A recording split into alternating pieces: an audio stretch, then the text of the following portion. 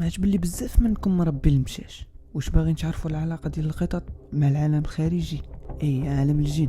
ولكن ما تخافوش، القطط مخلوقات زوينه ومزيانه نربيوها وما عمرها غادي تضركم.